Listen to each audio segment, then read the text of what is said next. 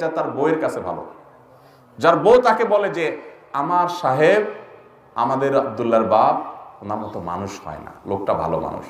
এই সার্টিফিকেট কয়জন বিবাহিত বউয়ের কাছে আদায় করতে পারবেন বলেন দেখি, বুকে হাত দিয়া বলতে পারবেন? বাসায় যায় আজকে জিজ্ঞেস করেন যে আব্দুল্লাহর মা, হুজুরে বলছে যে বউর কাছে ভালো, সে নাকি আসলেই ভালো, আল্লাহর কাছেও ভালো, আমি মানুষটা কেমন একটু বলো তো। দেখবেন বেশিরভাগ আব্দুল্লাহর মারা ফিক করে হেসে দিছে।